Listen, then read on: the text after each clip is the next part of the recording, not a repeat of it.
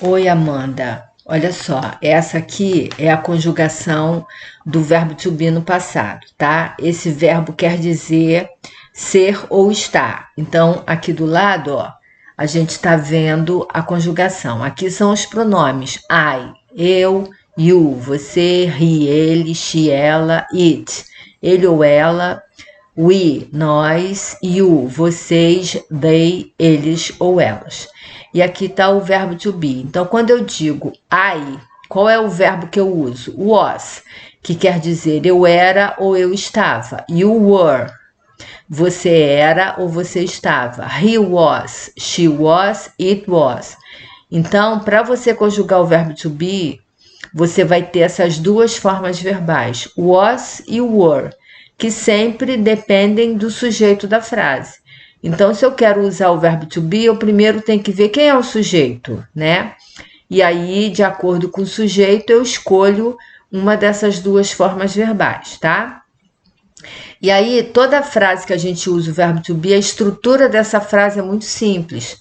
Então, a gente tem aqui, ó, forma afirmativa, negativa e interrogativa. Qual é a estrutura de uma frase quando a sentença é afirmativa? Primeiro você coloca o sujeito, depois você coloca o verbo, né? Que logicamente tem a ver com o sujeito da sentença, e por último é o complemento. Aqui tem 3 exemplos. Mary was at home last night. Então, Mary estava em casa a noite passada.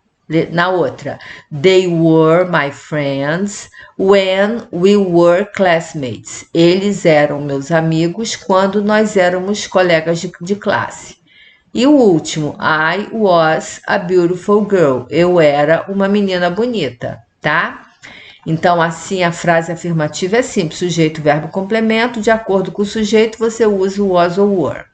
Se a sentença for negativa, o que vai ter que acontecer? Nós incluímos a palavrinha não aqui, que fica em que lugar? Depois do verbo. Qual verbo? Was ou were. Exemplo, Peter was not ou wasn't, que vocês podem ter essas duas maneiras de escrever, ou a forma abreviada ou a forma cheia. A good student. Pedro não era um bom estudante, um bom aluno. A outra. You were not ou weren't at school last week. Você não estava na escola semana passada.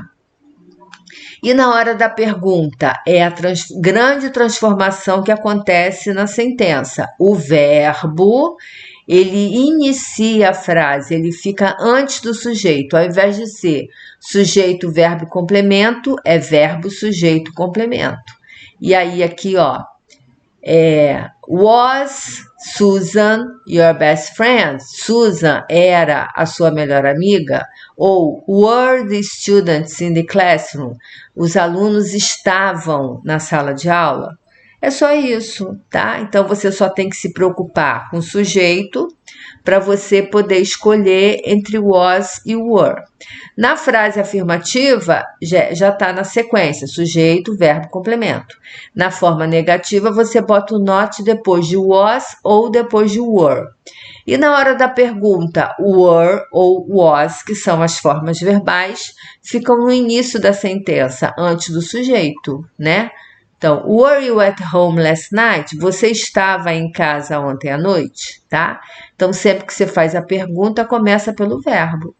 É só isso, tá? Então, a primeira questão é para você usar was e were. Então, preste atenção no sujeito para você escolher a forma verbal correta, tá bom? Depois eu vou fazer o outro vídeo e mando para você, tá? Beijo, tchau.